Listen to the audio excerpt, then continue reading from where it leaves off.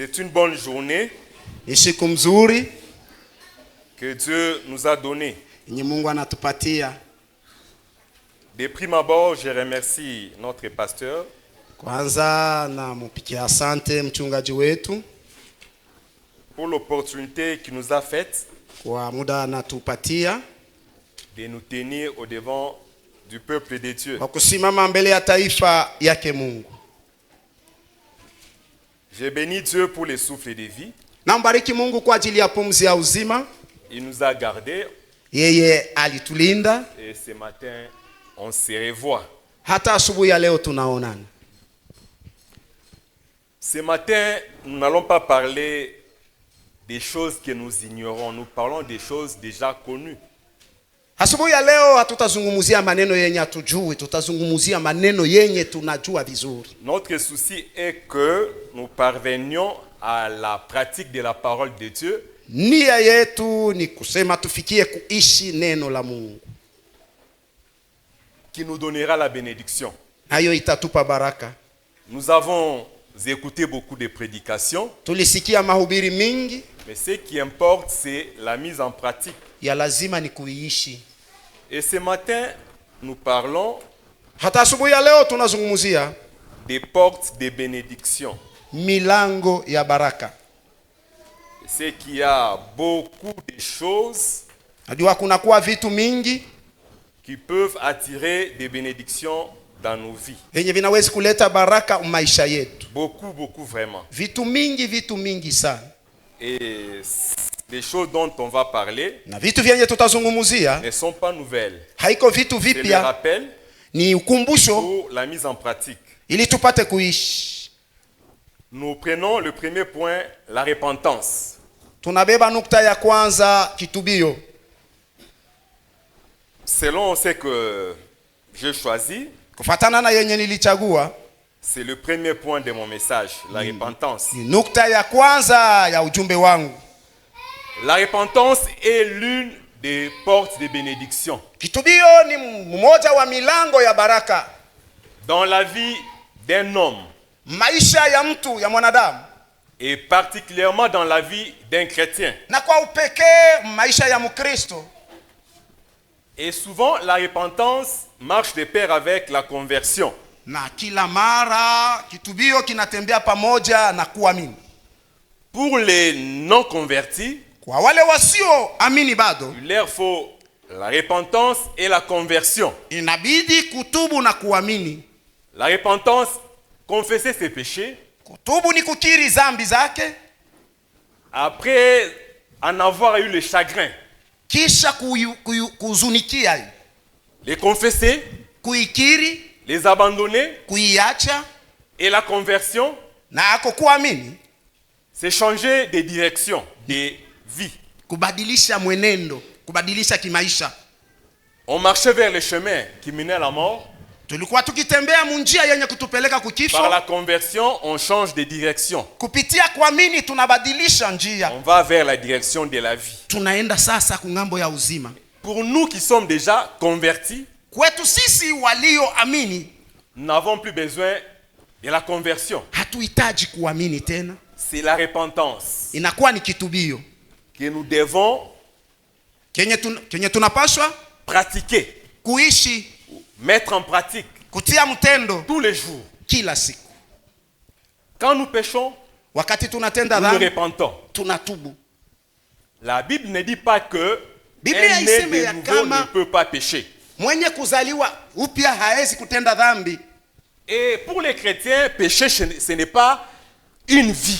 Na kwa Wakristo kutenda dhambi haiko maisha tena, C'est pas un mode de vie. haiko tena hali ya On peut appeler kimaisha. ça comme un incident, un accident, Tunaweza un fait du hasard. kama vile msiba, kama kitu tu kinakuja tu, C'est pas qu'on a prémédité. si ya kama tulitangulia kuifikiria péché. kutenda dhambi. Il peut arriver que nous péchons involontairement. Inawezi kufikia tunatenda dhambi si kwa kusudi. Ça soit un péché volontaire ou involontaire, conscient ou inconscient, Iwe dhambi yenye tulifanya na dhamiri yote wala bila dhamiri, on peut toujours nous en repentir. tunapashwa mpaka kuitubu. Et les psalmistes étaient prudents. Qu'est-ce qu'ils disaient? Tunga zaburi alikuwa mwerevu akasema, il s'adressa à Dieu en disant, alikuwa akimwambia Mungu akisema, pardonne-moi mes iniquités, unisamehe maovu yangu, même ceux que j'ignore. hata yenye ninasahau. Il pouvait ignorer ses iniquités. Angesahau maovu ingine. Donc, dans sa repentance, Maana yake le mkitubio chake, psalmiste demande à Dieu tunga zaburi de lui anamwomba Mungu pardonner ses iniquités ou péchés, kumhurumia maovu yake, dhambi même zake, ceux qu'il ignore. hata yenye alisahau. Il y a des péchés peut-être que nous avions ignorés. Kuko mazambi ingine saa ingine tulisha kuisahau. Proverbe 28:13. Tutasoma katika Mezali 28 shairi ya 13.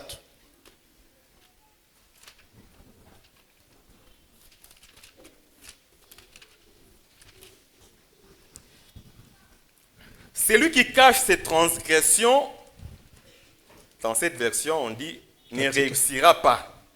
Et dans d'autres versions on dit, celui qui cache ses transgressions ne prospère pas. Mais on aura compassion de celui qui les reconnaît et les abandonne. Yeye anayefinika makosa yake hasitawi, lakini yeye ambaye anayekiri na kuyaacha atapata rehema. Nous aurons dit ceci, celui qui cache ses transgressions ne prospère pas, mais celui qui les avoue et les délaisse obtient miséricorde. La repentance, c'est le premier point. Kitubio ndio nukta ya kwanza. Il y a certaines bénédictions qui sont bloquées. Na mibaraka ingine inakwama, C'est par manque de repentance. kukosa Sincere. kutubu kwa haki. On peut se dire qu'on se repent ou qu'on s'est déjà repenti, mais ce n'est pas une repentance sincère. Unawezi kusema ulisha kutubu wala uko natubu, lakini hauko autubu kwa haki. Il y a des repentances superficielles. Kuna vitubio vingine ni juu juu tu. Celui qui se repent le fait par motif de conscience. C'est pour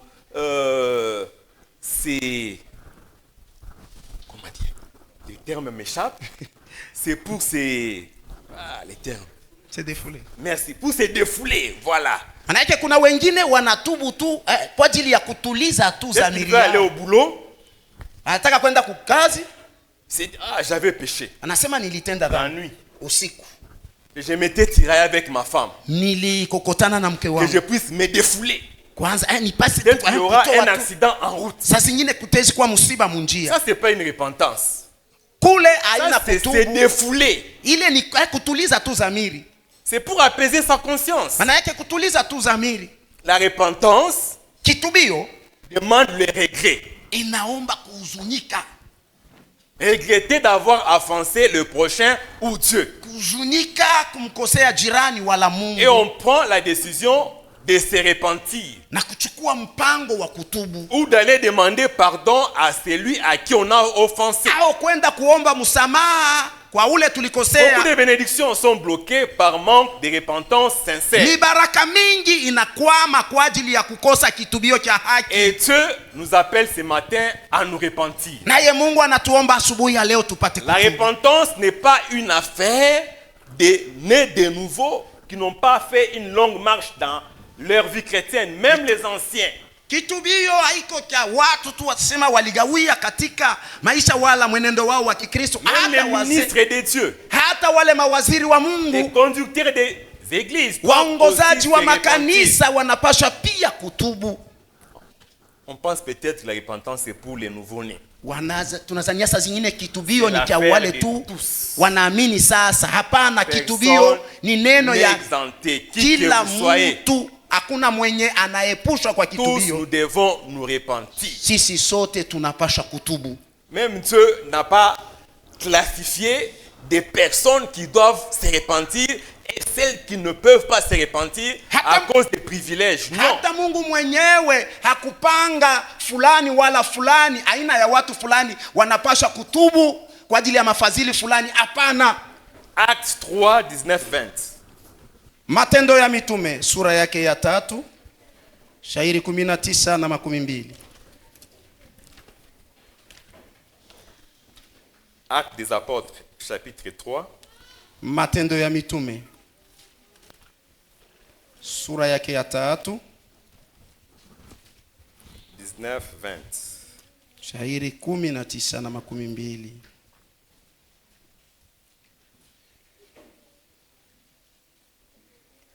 Ça, c'est pas Louis Egon, mais je lis quand même. Ndio. C'est la Bible. Changez donc d'attitude et convertissez-vous pour que vos péchés soient effacés. Alors, des temps de rafraîchissement viendra de la part du Seigneur et il enverra le Messie qui vous a été destiné, Jésus.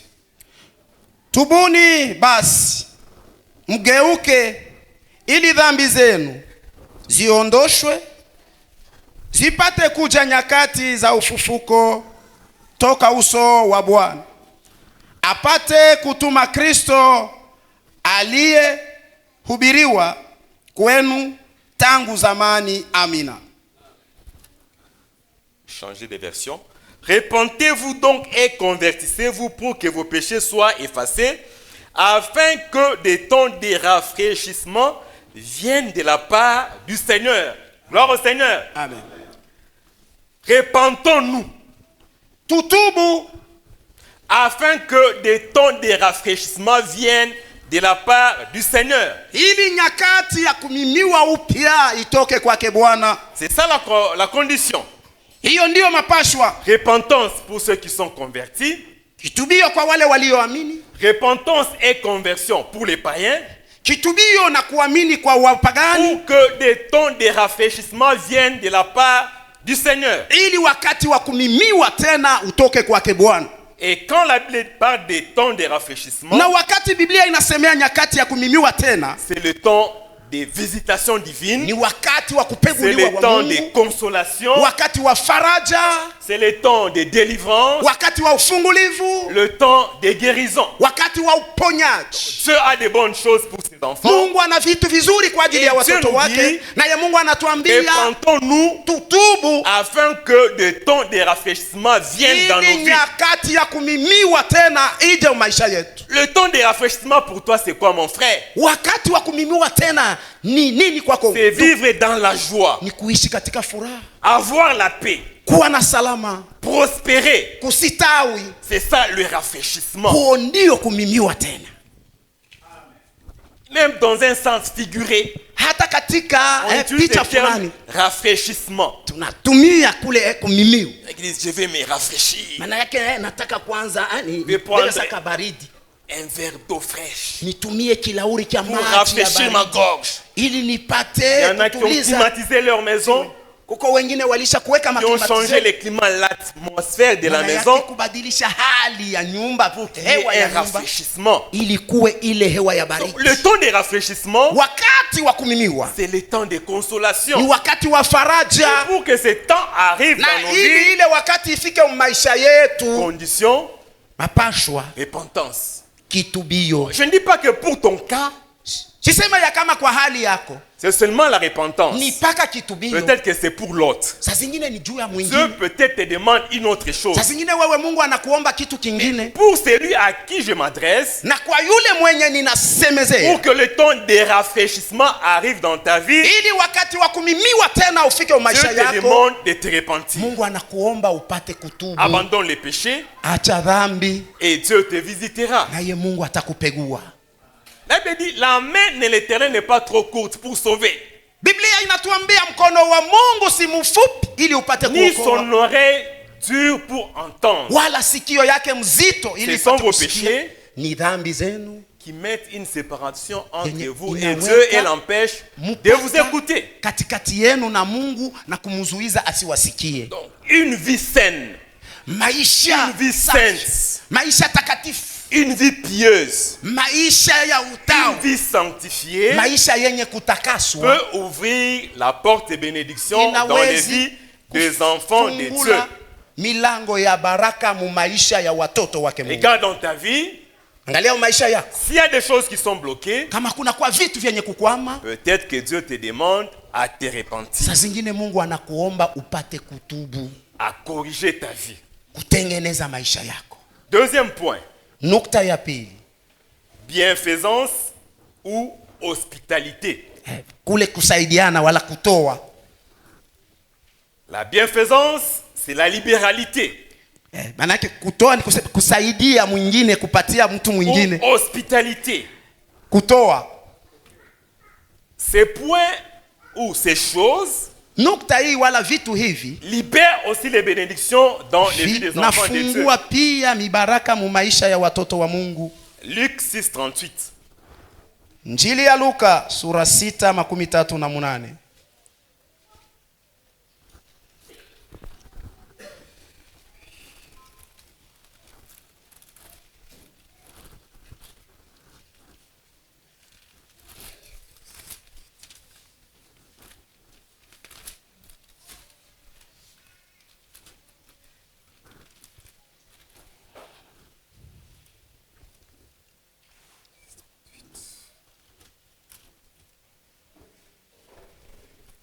Donnez et il vous sera donné. On versera dans votre sein une bonne mesure, serrée, secouée et qui déborde. Toeni nanyi pia mtapewa kipimo kizuri kilichosindiliwa na kusukwa na kumwangika, watu watawapa nyinyi katika vifua vyenu, kwa maana kipimo kile munachopima. Donnez, il vous sera donné. On versera dans votre sein une bonne mesure, serrée, secouée et qui déborde. C'est pour dire ceci. Maana yake nini? C'est lui qui donne. Mwenye kupana, Quand Dieu lui donne en revanche, wakati Mungu anamupa tena, anamupa sasa na ye, Dieu lui donne au-delà de ce qu'il lui a donné à l'autre ou à Dieu. Mungu anamupa kuliko yenye yeye alimupa mwenziwe wala alimupa Mungu. Celui qui a donné n'a pas serré, n'a pas secoué. Mwenye alitoa yeye hakusukasuka wala kutikisa. Mais quand Dieu donne, lakini wakati Mungu analeta, si ce panier est l'unité de mesure, kama kitunga hiki kinakuwa na kipimo kyake, dont s'est servi la personne qui a donné, ndio kile ule mtu alitumia juu ya kupana. si en donnant la personne a fait le plein, kama mkupana huyu mtu alijaza, quand Dieu lui donne, wakati Mungu anamupa, Dieu fait quoi? Mungu anafanya nini? Il secoue. Mungu anatikisa. Ouais. Quand on secoue, wakati wanatikisa, à supposer qu'il y a un gros bassin à côté, maana yake kunakuwa kama kuko sahani mkubwa donc on pembeni, prend la quantité pour mettre dans le panier. mwenye wanabeba vitu njoo kutia mkitunga. Quand on remplit Wakati wanajaza et on secoue, wanatikisa, la quantité baisse. ile wingi inashuka, Ça baisse. inashuka. Quand ça baisse, cela ne signifie pas que la quantité ou bien le kilo a diminué. Wakati kinashuka iko kusema kipimo chake On est kinapunguka. d'accord. Tuna elewana, C'est rempli. kinajaza. Même quantité. Si ça Wingi pesait moja. 5 kilos, Kama ilikuwa ni kilo 5, quand on secoue, wakati wanatikisa, en regardant la quantité, kuangalia utaona diminue. kama wingi unapunguka, Mais c'est le même poids. lakini ni ule uzito moja. Mais les mamans qui vendent ne secouent jamais. Wale wa mama wanauzishaka wao watikisaki. Toi qui es vendeuse, We mama muuzishaji, mfanya tu biashara, n'as jamais secoué. au yatikisaka. Par contre, on tape en dessous là. Unaona unapika Si na la mule maison est chini. en tôle, banapika Kama chini. ni karilata unabogola na mule chini kanaingia. Vous comprenez? Amen. C'est pour tromper les gens. Njua kudanganya watu. On ne secoue pas. Hawatikisi. Mais Dieu secoue. Lakini yeye Mungu anatikisa kwanza. En donnant, toi tu as rempli Wewe ulijaza tu pour donner à ton frère. njua kumupa ndugu yako. Quand Dieu te les donne, Lakini en wakati Mungu revanche, anakupatia, Dieu remplit Mungu anajaza, et secoue. anasuka. Deuxième fois, il secoue. Mara ya pili anasuka. Si toi tu avais donné 5 kilos, Kama wewe ulileta kilo quand 5, Dieu secoue pour la wakati première Mungu fois, anatikisa mara ya kwanza, il y a de l'espace qui se crée. kunakuwa tena nafasi. Il ajoute, Anaongeza, ça fait 6 kilos. inakuwa kilo Il 6, secoue, anatikisa, ça descend, inashuka, il ajoute, anaongeza, il secoue, anatikisa. ça peut arriver à 8 kilos. Nawezi kufika ku kilo 8.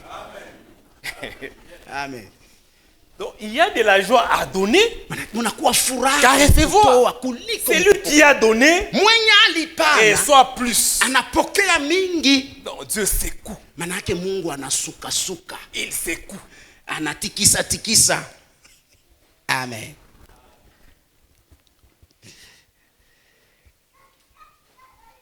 Hébreux 13.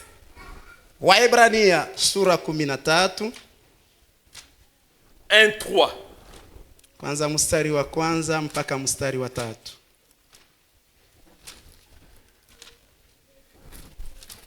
Ah, les vendeuses sont compliquées, hein.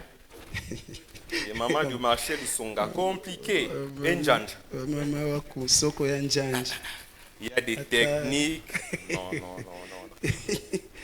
Vous pouvez arriver à la maison Unafika avec kunyumba votre provision. na Avec ile ulio na Ça ne vitu traîne uliuza. pas. Haigawie. Mais j'ai acheté. Si niliuza. Comment se fait-il que Namna gani? dans les temps on faisait avec, je ne Wakati- sais pas, Anza kufanya na c'est soi-disant 5 kilos de riz ile une semaine. kilo Mais on en a tano ya fait que mchele. 3 jours, Tunafanya 4 mpaka jours. masiku 3.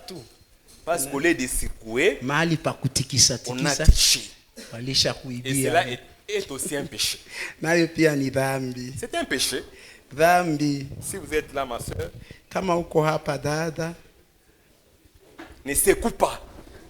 On ne te demande pas de secouer, tukuombe utikise mais tikise, mesure seulement non. lakini pima tu vizuri. Parce que si tu secoues, tu vas perdre. Kama unasuka Tu vas tomber utapoteza, en faillite. utachomba. Amen. Non. Amen. Dans le marché, il Musoko. y a ceux qui aiment. Vous pouvez voir Tuko wengine wanapenda. une fille Unaona tu binti qui aime un garçon. mwenye anampenda kijana, Quand celui-là viendra acheter, wakati ule atakuja il kuuza va secouer. anatikisa. Il ne peut pas dire qu'il y aura Sitasema une hapana. perte Ah, pour maman. kutatapoteza Elle njuu va ya mama. secouer. Elle Anatikisa tu. secoue pour son bien-aimé. Secouer Kusuka. pour dire c'est un signe d'amour. Ni alama ya Dieu nous mapendo. donne Mungu parce qu'il nous anatupa aime. kwa sababu Il anatupenda. secoue. Yeye anatikisa Il tikisa. secoue. Anatikisa. Amen. Hébreux 13, 1-3. Waebrania sura 13 kwanza mstari wa kwanza mpaka Persévérez dans l'amour fraternel. N'oubliez pas l'hospitalité, car en l'exerçant, quelques-uns ont logé des anges sans les savoir. Souvenez-vous des prisonniers, comme si vous étiez aussi prisonniers. Souvenez-vous de ceux qui sont maltraités, comme étant aussi vous-même dans un corps. Vous pouvez lire. Bon, mapendo. c'est seulement. N'oubliez pas l'hospitalité. Msisahau kuonyesha mapendo kwa wengine. Quelques-uns ont logé des anges sans les savoir. Hata wengine waliwapokelea malaika pasipo kujua. C'est le cas d'Abraham et Sarah. Ni hali Ils yake ont Abrahamu logé na des Sara, anges sans les savoir. waliwakaribisha malaika bila kujua. Ils avaient exercé leur hospitalité. Wao walitumia mapendo kwa wengine. Souvenez-vous des prisonniers comme si vous étiez aussi prisonniers. Kumbukeni wenye kufungwa kama mnafungwa pamoja nao, De ceux qui sont maltraités comme étant aussi vous-même dans un corps. na wenye kuteswa kama nyinyi vile katika mwili. Se souvenir des prisonniers, c'est aller les visiter. Kuwakumbuka wenye kufungwa ni kwenda kuwapegua. De ceux qui sont maltraités, Wenye kuteswa c'est leur apporter un secours kuwaletea msaada de n'importe quelle nature. ya aina yote. La Bible dit, Biblia inasema ceux qui exercent l'hospitalité envers les prisonniers et ceux qui sont maltraités sont comme un corps. Biblia inasema wenye kutumia upendo kwa ajili ya wengine, kwa ajili ya wenye kufungwa, hata wenye kuteswa, weko kama katika mwili. Celui qui souffre, Mwenye kuteswa, à celui qui souffre, Kwa yule anateswa, si tu veux donner quelque chose, kama unataka kumupa kitu, tu dois t'identifier à lui. unapaswa kuwa kama yeye. Tu deviens comme un corps. Unakuwa kama mwili moja naye. Tu te mets à sa place comme si c'est toi qui souffrais. Unajitia pafasi yake kama ni wewe unayeteswa. Si tu ne te mets pas dans cette condition psychologique, Kama ujiweke muhali hiyo, tu ne sauras pas exercer l'hospitalité. hautaweza kutumia upendo kwa mwingine. Ton frère souffre, Ndugu yako anateswa, sois dans un même corps que lui. uwe mwili mmoja naye. Identifie-toi à lui Jifanye kuwa kama yeye, pour sentir ce que lui sent. ili usikie yenye yeye anasikia. C'est ce que Jésus avait fait. Ndio ile Yesu alifanya. Nous souffrions, Tulikuwa nous tunateswa, étions pauvres, tulikuwa nous wamaskini, étions malheureux, tulikuwa wenye ole, nous étions condamnés. tulikuwa wenye kuhukumiwa, Mais Jésus, pour nous sauver, lakini Yesu ndio kutuokoa. s'est fait un même corps avec nous. Alijifanya mwili mmoja Il nasi, s'est identifié à l'homme. alijifanya kuwa kama mwanadamu. Il n'est pas venu comme un ange. Hakukuja kama malaika, Il est venu comme un homme alikuja kama mtu pour connaître la douleur humaine, ili apate kutambua machungu ya pour mtu, avoir soif, avoir faim. awe na kiu, awe na njaa. Il était comme nous. Alikuwa kama La Bible sisi. qui le dit. Hata Biblia inasema, C'est pourquoi il peut aussi nous secourir. ndio maana anawezi pia kutusaidia. Jésus nous secourt Yesu anatusaidia parce qu'il était un corps avec nous. kwa sababu alikuwa mwili mmoja nasi. Il sentait notre souffrance, Alisikia mateso yetu, notre misère. ole wetu aliusikia, Et Jésus savait ce que c'est la soif, na Yesu alijua kiu ni nini, ce que c'est la faim. njia ni nini. Il a mangé, Alikula, il a bu. À alikunywa, la croix, il a dit, j'ai soif. msalaba akasema Pour nasikia. bien aider ton frère, Ili umsaidie vizuri ndugu mets-toi dans yako, sa condition jiweke de muhali souffrance. yake ya mateso. Sois comme si lui n'existait pas, c'est toi qui souffrais. Uwe kama yeye, haiko marasi. Sasa ni wewe ndio unateswa, Et dans cet état, na muhali hiyo tu vas bien l'aider. utamsaidia vizuri. C'est lui qui a déjà passé nuit affamé, Mwenye alisha kulala usiku na njaa, connaît ce que c'est la faim. anajua njaa ni nini. L'enfant de Trump ne connaît pas la faim. Mtoto wa Trump asijui njaa, Il ne connaît pas. asijui. Il y en a qui ne connaissent pas la faim. Kuko wengine hawajui njaa, Ils dorment rassasiés, wanalala wenye ils se kushiba, réveillent rassasiés. wanalamuka wenye Parce kushiba. que quand on a bien mangé quand même, Kwa sababu hein, kama ulikula la nuit, vizuri le usiku, matin on ne se réveille pas affamé. asubuhi hautalamuka na njaa. Ce n'est pas ça mes frères. Sivyo wapendwa? On ne se réveille pas affamé. Hautaamka na njaa, On mange par formalité. nakula tu kwa kawaida. C'est lui qui a passé nuit affamé Lakini mwenye alilala bila peut kula, comprendre. C'est lui qui lui dit que je n'ai pas mangé hier. ule atamwambia ya kama jana sikukula. Amen. Si tu as déjà passé nuit avec tes enfants affamés, un jour, 2 jours, sans avoir un secours, tu comprendras ceux qui te disent que nous n'avions pas mangé. Kama Et wewe, si tu en as, tu leur donneras ce que tu as.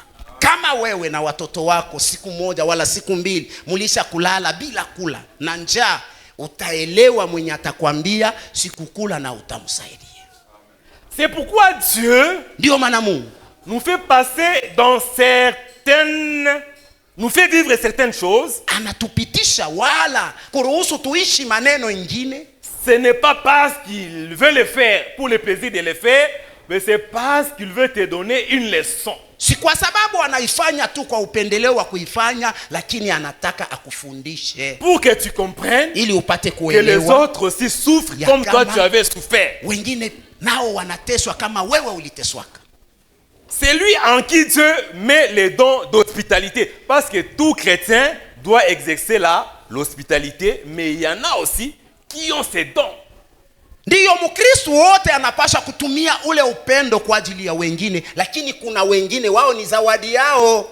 Ceux qui ont ces dons wenye kuwa na zawadi d'hospitalité, libéralité, ya upendo kwa wengine wala kutoa kuwasaidia wengine, Dieu va les faire passer dans des conditions difficiles Mungu atawapitisha mvipimo vya pour qu'ils nguvu sachent ili wapate kujua, comprendre kuelewa ceux qui sont dans la souffrance. wenye kuwa mateso.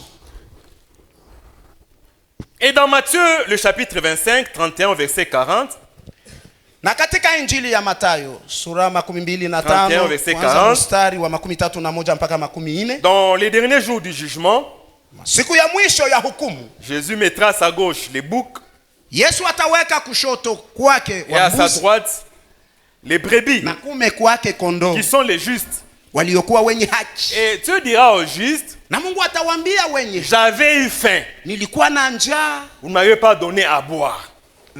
J'avais eu faim, vous ne m'avez pas donné à manger. nilikuwa na njaa, J'avais eu faim, vous ne m'avez Nilikuwa pas na donné. njaa, mkunipa J'avais eu chakula. soif, vous ne m'avez pas donné nilikuwa à na kiu, boire. hamkunipa maji, J'étais nu, vous ne m'avez pas vêtu. nilikuwa utupu, hamkunivika, J'étais en prison, vous ne m'aviez pas visité. nilikuwa mgereza, Et hamkunipegua. les justes diront, Na wenye haki quand watauliza, est-ce que tu étais nu et que nous ne Wakati t'avions gani pas ulikuwa donné utupu, des wakati- habits ou faim, on ne t'a pas donné à manger, Wakati ou soif, ulikuwa on ne na t'a pas njaa, donné à boire. hatukukupa chakula. Mais Jésus dit ceci, Yesu atawaambia,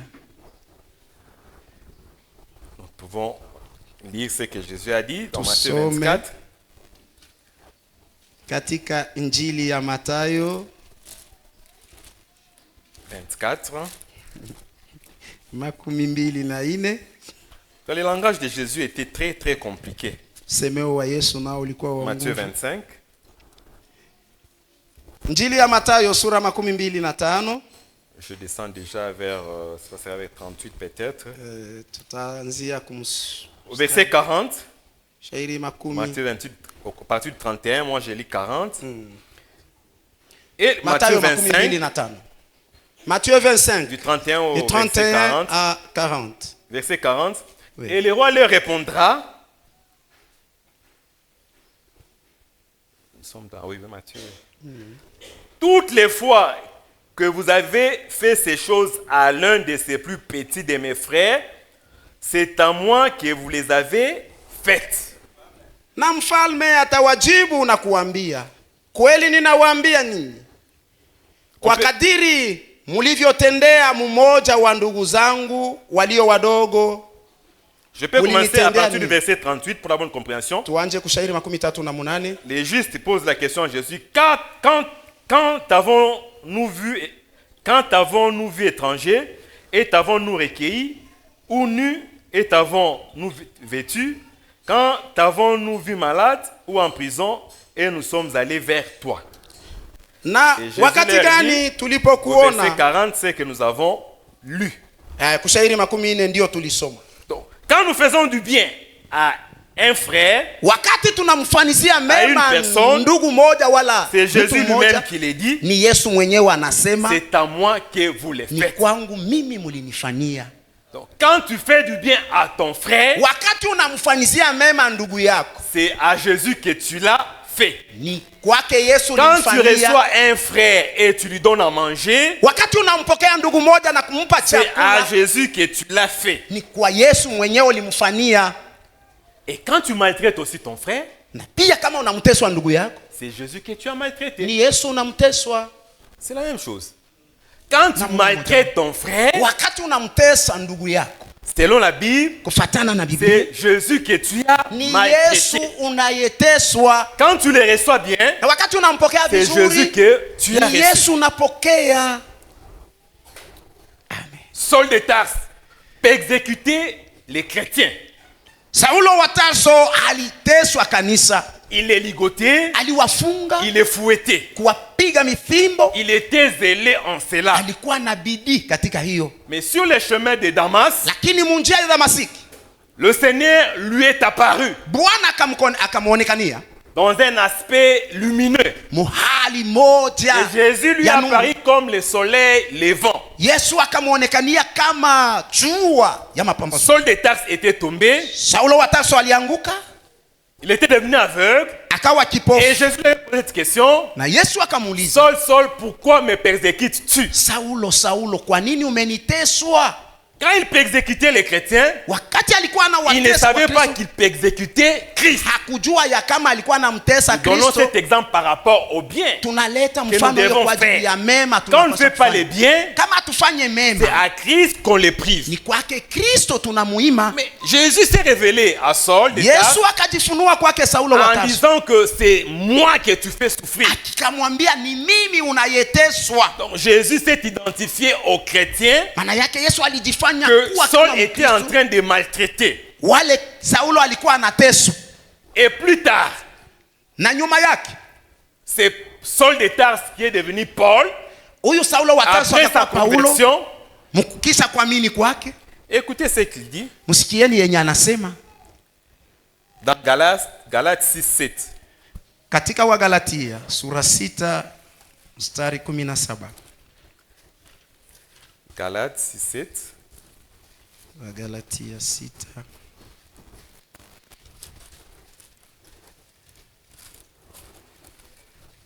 Quelqu'un a trouvé? Galates 6:7. Oui. Je vais lire. Galates 6:7.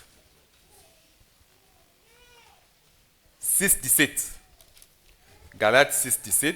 ni Wagalatia. Écoutez, c'est lui qui a persécuté l'église Sikieni mwenye aliteswa kanisa après sa conversion. kisha kuamini kwake, Comment il est en train de parler? namna gani eko nateswa, eko nasema amen. Que personne désormais, il met même désormais, que personne désormais ne me fasse de la peine, car je porte sur mon corps les meurtrissures de Jésus. Tangu sasa mtu asinisumbue, kwa maana ninachukua katika mwili wangu chapa zake Bwana Yesu. Désormais que nul ne me fasse de la peine, car je porte les marques de Christ. Maana yake sasa hivi mtu hata moja asinisumbue, kwa sababu mwili wangu nachukua chapa za Et Yesu. quand toi tu persécutais les autres, Wakati wewe ulikuwa wanaoteswa wengine, n'est-ce pas que tu ignorais qu'ils portaient aussi les marques de Christ? si ulisahau ya kama nao wanakuwa na chapa ya Yesu Kristo? Mon frère, Ndugu yangu, si quelqu'un te fait du mal, kama mtu anakutendea mabaya, entre en prière, ingia mu maombi, parle à Jésus, sema na Yesu, dis Christ, mwambie Kristo, c'est toi qui es exécuté. ni wewe ndiye unazulumiwa, unateswa, C'est comme si tu acquises. kama vile Ne unashinda. maudis pas, Usilaini, c'est ma Christ, mwambie tu c'est Kristo, la prière des adultes. ni maombi ya watu wazima. tout ça, tout ma moto. Oh, le feu, moto, moto. Tu peux aussi prier comme un adulte. Unawezi kuomba kama mtu. Christ, Kristo, tu es méprisé, tu unazarauliwa, es insulté. unatukanwa. Tu parles. Unasema, Christ, Christ. Non. Christ s'est identifié à toi, non? Kristo anajifanya kuwa kama Christ wewe. est en toi. Kristo ni ndani yako. Quand Paul disait, Wakati Paulo anasema ce n'est plus moi qui haiko vis, mimi c'est anaishi, Christ qui ni vit. Kristo anaishi ndani yangu. Si Christ vit en toi, Kama Kristo anaishi ndani yako, c'est lui qui te maltraite. mwenye kukuteswa Maltraite Christ. anamteswa Kristo. Donc va devant le tribunal de Christ. Uende tu kumahakama ya Dis Kristo, Christ, mwambie Kristo, tu es maltraité. unateswa. Lui-même sait Yeye mwenyewe anajua comment namna il va gani se défendre. atajitetea. Nous cherchons à nous défendre. Sisi tunatafuta Il va me kujitetea. sentir.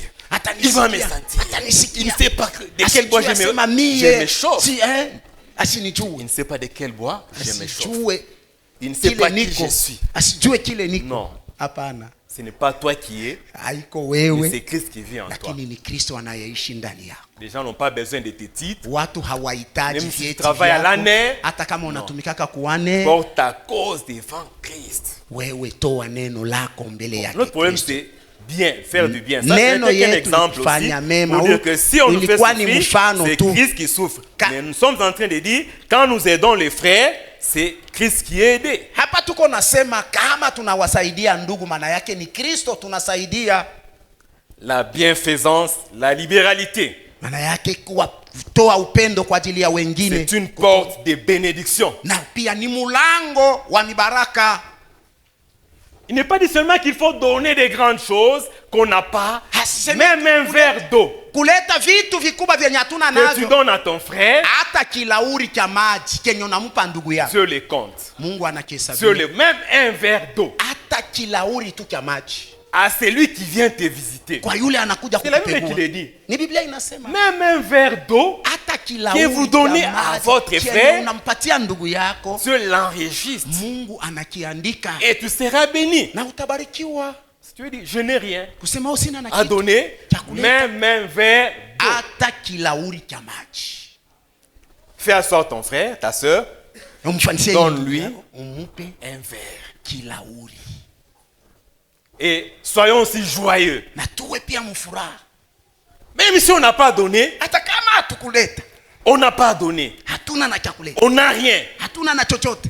Peut-être ce matin, nous sommes là. Kwa vile asubuhi tuko hapa,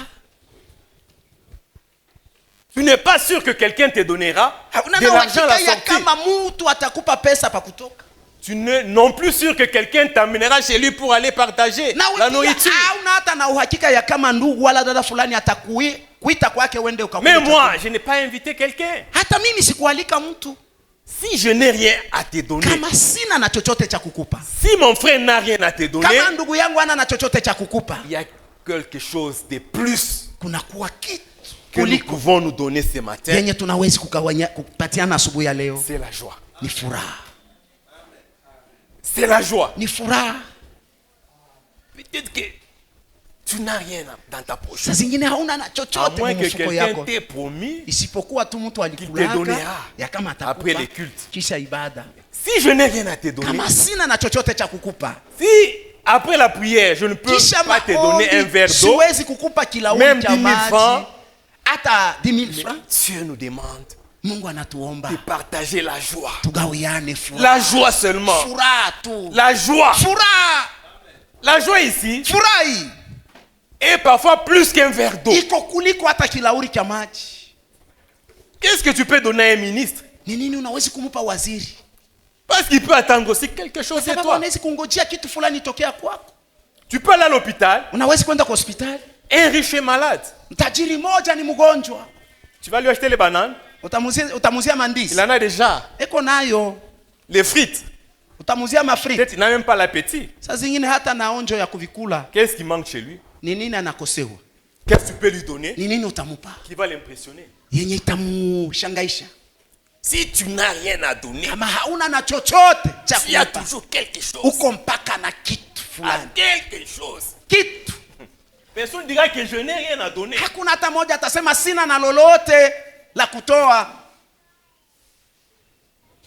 Même quand Hata kama Jacob avait pris la bénédiction Yakobo alibeba baraka de son frère, ya ndugu yake, il pensait avoir tout pris. alizania kama alibeba vyote. Quand son frère aîné est venu dans la présence de son Wakati père, kaka yake alifika mwepo wa baba yake qui est Isaac, aliyekuwa Isaki, papa, donne-moi ma bénédiction. baba Ma nipe bénédiction. baraka Il a yangu. dit, ton frère a déjà pris Ndugu ta yako bénédiction. alishabeba baraka yako, Mais il y a toujours lakini kuko mpaka quelque chose kitu qui fulani reste. kenye kinabakia. Même quand une bonne maman prépare à manger, Hata kama mama mzuri anapika elle chakula, peut partager. anawezi Il y kugawanya, a toujours un réserve unabakiaka paka kadogo. qu'elle cache. Peut-être qu'il y Kenya aura un anafichaka. visiteur Utawezi kuona qui peut mgeni arriver tardivement. anawezi kuchelewa kufika nyuma. Si on n'a rien Kama hatuna na lolote à se donner, ya kupatiana, la joie. furaha. Mes bien-aimés, la Wapendwa, joie. furaha. On se salue avec. Tunasalimiana Furaha. na furaha. Même si tu ne peux pas saluer tout le monde, Hata kama hawezi kuwasalimia watu wote, même si tu ne peux pas partager ta joie à hata kama tous, hawezi kugawanya furaha yako à kwa quelques wote, personnes, lakini kwa watu fulani fulani donne-leur ta joie. uwape furaha yako. Tu peux aller rendre visite à quelqu'un Unawezi kwenda kupeua mtu qui est malade. aliyekuwa mgonjwa, La joie que tu lui apportes furaha yenye unamletea lui donne la guérison. inamupa uponyaji Que le médicament qu'on lui a donné. kuliko dawa walimupatia. Ta joie seulement. Furaha yako tu, Une maman souriante. mama mwenye kuwa na kicheko midomoni. Et il y a des endroits où on t'attend. kuko fasi fulani Si elle wanakungojea. passe ici, Kama anapita hapa, le climat va changer. hali itabadilika. L'atmosphère va changer. Utaona tu Même hali si quelqu'un inabadilika. était stressé, Hata kama mtu alikuwa Dès na qu'il rencontre la maogopesho, femme de joie, wakati anakutana na ule mke wa non, furaha, la personne se sent bien. naona ule mtu anajisikia vizuri. Quand on te reçoit, Wakati wanakupokea, les gens ne sont pas, ils ne veulent pas te lâcher. watu hawataki kukuacha uende. Reste maman, Bakia mama, reste papa, bakia baba, parce que tu rayonnes la kwa joie. sababu wewe La unameremeta joie na de furaha. l'éternel est notre force. Furaha yake Bwana ndiyo nguvu yetu. Si la joie de l'éternel est notre force, Kama furaha ya Bwana ndiyo nguvu ce yetu, n'est pas la force musculaire, haiko nguvu ya Pour aller se kimwili battre, juu ya kwenda que la joie de kupigana, l'éternel est ma kwa force. sababu nguvu ya Bwana ni nguvu Je vais yetu. m'affronter. Furaha ya Bwana ndiyo nguvu yangu, Non. nitaenda La joie de kumshambulia. l'éternel est ta force, Furaha ya parce Bwana que sa ni joie nguvu yako, te réconforte kwa sababu ile furaha pendant inakupa les temps nguvu difficiles, nyakati za pendant les magumu, temps de souffrance. nyakati ya Et mateso. la joie de ton frère aussi Nayo furaha ya ndugu yako peut pia être ta force. inawezi kuwa nguvu yako. La joie de ton frère peut te réconforter, Furaha ya ndugu yako inawezi kukutia nguvu, peut te guérir. inawezi kukuponya. Mais attention, Kebangi, si on a aussi à donner, kama tuko na cha kuleta à part la joie, kuliko furaha, donc, leta. Amen. vous allez visiter quelqu'un, Unaenda kupigwa mtu, tu as de l'argent, uko na pesa, oh, moi on me connaît. najua Comme mimi une maman, je wananijua donne kama la joie. mtu tu wa kuleta, mama wa kuleta furaha. Achète aussi les bananes, Shuza na mandizi les pommes aussi. na tumapomu. Moi je donne la joie. Mimi naletaka furaha. Je sais que quand j'arriverai là-bas, Najua wakati nitafika kule, ma soeur qui est malade, dada yangu mwenye kuwa mgonjwa elle va oublier sa maladie. atasahau magonjwa Je la yake. ferai rire et les Nitamchekesha, larmes vont couler de ses hata yeux. machozi itamtoka kumacho. Elle va rire, Atacheka, c'est bien, ni elle se mzuri, sentira bien. atajisikia vizuri. Si elle a aussi faim, Na kama iko na njaa, il faut aussi une banane. anataka ndizi. Toi qui ne donnes que la joie, Wewe mwenye kuleta C'est bien. mpaka furaha ni Parce que mzuri, tu as ça. Mais kwa si sababu tu as uko aussi, nayo. Na donc, kama uko nayo, nawe parce toa que les pia, jours où toi aussi tu auras kwa les sababu problèmes, siku nao utakuwa na magumu. Dieu enverra aussi Mungu atatuma pia des gens qui savent watu donner la joie wanajua plus que kuleta toi. furaha kuliko wewe, Des gens qui savent égayer que toi. watu wenye wanawezi kuleta starehe kuliko Ils wewe. viendront aussi te visiter Watakuja kukupegua avec leur joie na furaha yao secouée. yenye kusukwa Bien secouée. yenye Ils te donneront la vizuri, joie. watakupa furaha. Mais quand tu attendras aussi Na wakati utangojea une sasa pomme pomme sort du panier, itoke il n'y mkitunga, aura rien. hakutakuwa Parce kitu, qu'on t'a servi kwa sababu walikusa, avec la mesure walikurudishia dont na tu t'es servi, kipimo kile mais on l'a wewe secoué. ulipima, wanakitikisa tikisa. Tu recevras quelqu'un qui te fera rire. Utapokea mtu Tu te sentiras atakuchekesha, bien. Après, utajisikia la vizuri, personne part- kisha ule partira. mtu ataenda, Parce que ce que tu as semé, kwa sababu yenye ulipanda tu le récoltes aussi. unaivuna. Est-ce qu'on n'a pas dit qu'il faut être joyeux? Oui. Hapakusema sema tuwe mfuraha, ndio. Si on a aussi, donnons. Kama uko nayo leta pia. Exerçons la libéralité, mes frères. Wandugu, tuishi ule mapendo kwa wengine, Exerçons la bienfaisance. tutumie kule kusaidiana, Ce sont des portes de bénédiction nayo dans nos vies. pia ni milango ya mibaraka mu maisha La yetu. libéralité, la bienfaisance s'oppose à l'égoïsme. Kutoa na ule upendo wa wengine à l'église unapingana na kule Il n'y a kujipendelea. pas de place d'égoïste. Hakuna fasi ya kujipendelea, Pas de place d'égoïsme. hakuna fasi ya kule kujipendelea. Je donne un petit témoignage Nilete ushuhuda kidogo d'une femme ya qui dada est moja ma mère. aliyekuwa mama yangu, Elle n'est plus vivante. hana tena mzima. C'est une femme qui avait la libéralité, Alikuwa na ile kutoa la bienfaisance aussi. na kule kuwasaidia wengine. J'étais enfant. Nilikuwa ningali On mtoto, était enfant aussi, tulikuwa tungali watoto mon frère. na Il bakaka y avait une yangu. église chez nous. Kulikuwa kanisa kwetu kunyumba. Mon père était pasteur. Baba yangu alikuwa mchungaji. C'était une église où il n'y avait pas de riches. Ni mkanisa mwenye hamkukuwa watajiri, Parce qu'il n'y avait même pas une seule voiture. kwa sababu hapakukuwa hata gari moja. Ce n'est que de l'histoire. Nous avions, Ilikuwa ma ni voiture maandishi, était tulikuwa tombée en gari panne. yangu Même mon ilikuwa père aussi avait des voitures, mais à Attends. l'époque, il n'avait rien. hata baba yangu naye alikuwa na magari memwile wakati hakukuwa na kitu. Sa voiture que moi j'ai vue, c'était Fiat. Gari ya baba yangu nilijuaka ilikuwa ni ile Fiat Blanc. keupe. Il y a des enfants ici qui ne connaissent pas cette Kuko marque batoto Fiat. benye balizaliwa hapa abajui Fiat kale ka Fiat ni Nous sommes des anciens combattants. le ni ya Fiat. Fiat. Tu connais Fiat? Fiat. Ça existait, non? Fiat.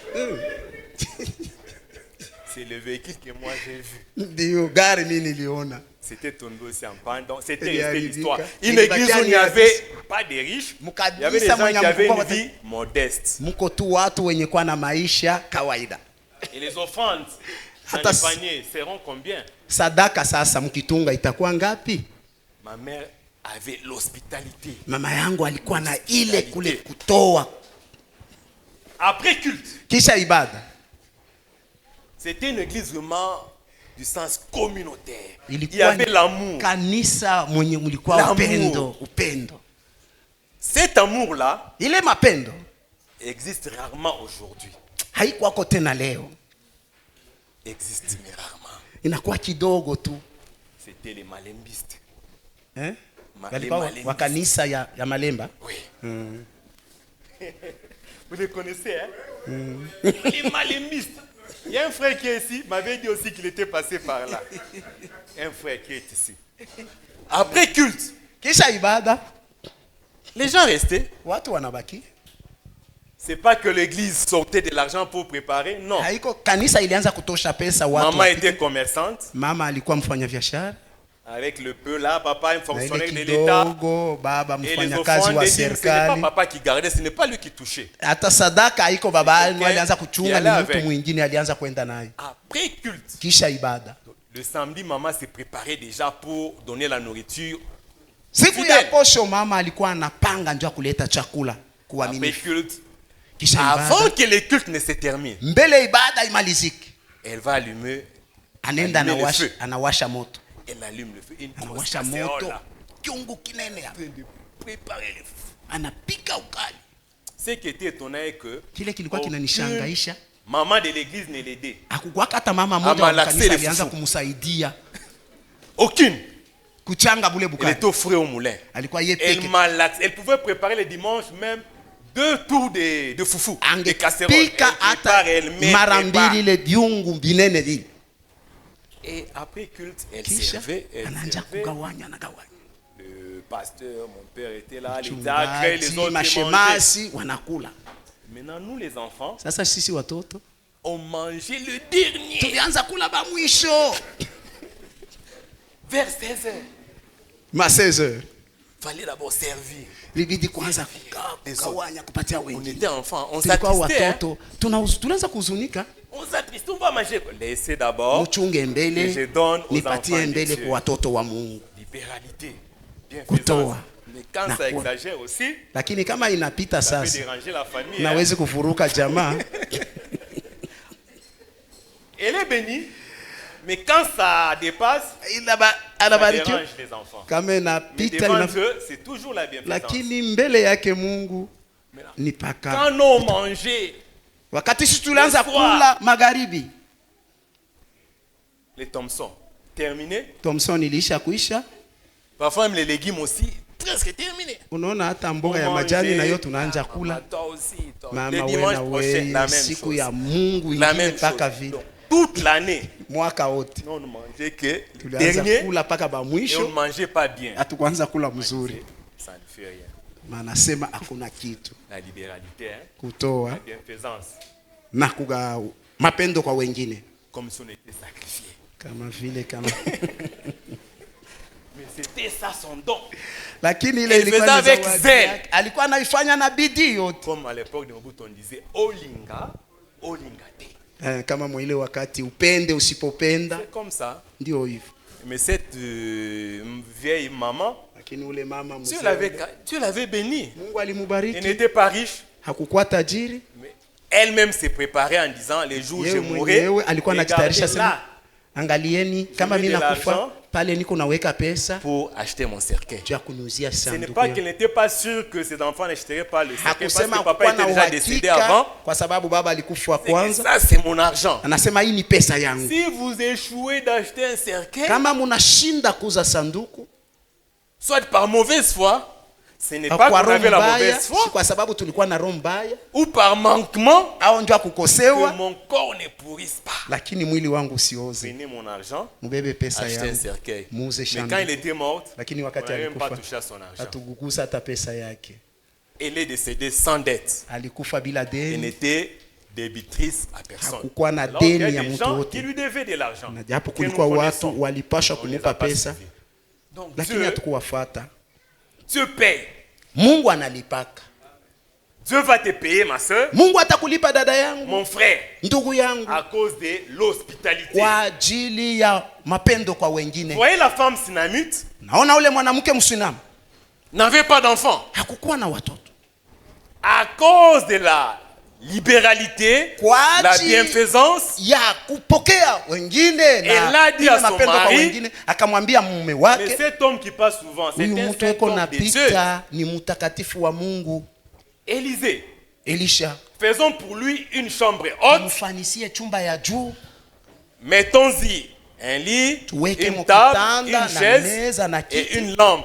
na taa. Et chaque fois qu'il passera ici, Na kila mara wakati il atapita pourra hapa monter dans sa anaweza chambre kupanda pour se mchumba reposer. yake ili apumzike. À cause de cet acte, Kwa ajili ya tendo hiyo il y a une bénédiction kuko baraka qui était entrée dans la vie de ces couples iliingia mu maisha ya ile qui Jose. n'avaient pas d'enfants. Hawakukuwa na mtoto, Il n'y avait pas d'enfants. hawakuwa watoto, À cause de la bienfaisance, lakini kwa ajili ya kule Dieu leur kutoa, a donné un Mungu enfant. akawapa mtoto.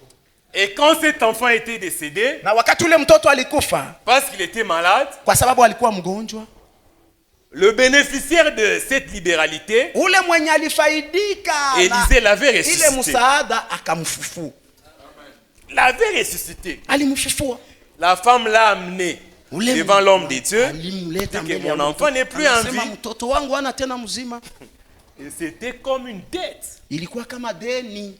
Mais il y en a qui parlent Wengine comme si pour s'amuser. Moi, je ne dis wanasemaka pas kama que c'est ça. Mimi sisema sema Et hiyo hiyo Jésus ya kama Yesu avait ressuscité Lazare alimfufua Lazaro parce qu'il mangeait chez eux souvent. kwa sababu alianza kula kwabo kila mara.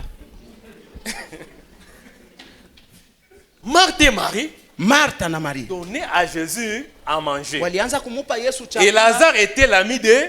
na Lazaro alikuwa rafiki Ils yake mangeaient Yesu. ensemble. Walianza kula pamoja. Quand son ami est mort, Wakati rafiki yake alikufa, même si ce n'est pas vrai, hata kama mais haiko quelque hivyo, part c'est vrai aussi. basi moja tena ni ukweli. Il s'est dit non, j'ai mangé avec Lazare. Yesu alisema ninaanza kula na Lazaro, Que j'aille le ressusciter. niende nikamfufue, Peut-être que j'aurai l'occasion kwa sababu nitapata de na continuer muda à entrer ya kuendelea Chez Marie et kuingia Marthe. kwa Maria na Martha, manger prochainement. njoo akula ako tena. Même si ce n'est pas ça. Peut-être. Peut-être. À cause de la bienfaisance. Kwa ajili ya kutenda mema. Et si nous parlons de Tabitha Dorcas, Kama tunasemezea Tabitha exemple, ce sont les gens à cause mifano iko des habits mingi, qu'elle cousait, kwa ajili tu ya mavazi alikuwa anashona qu'elle donnait même gratuitement na kuleta bure au moment de l'église. kwa wamama wa kanisa.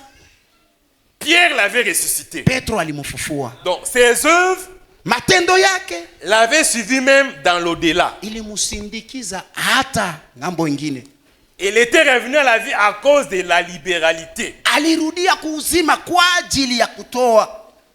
Et Corneille, nous le connaissons, Na Cornelio pia un tunamjua, païen qui mpagani n'était pas juif. mwenye hakukuwa Myahudi. Dieu s'est souvenu de Corneille, Mungu alimkumbuka Cornelio, la bénédiction qui est le salut. baraka iliyokuwa Parce que le wokovu, salut, c'est la bénédiction des bénédictions. kwa sababu wokovu ndiyo baraka ya mibaraka. La bénédiction est entrée dans la maison de Corneille Baraka iliingia munyumba yake Cornelio à cause kwa ajili de son bon cœur. ya moyo wake mwema, Parce qu'il donnait des aumônes kwa sababu alianza kuleta aux misaada pauvres.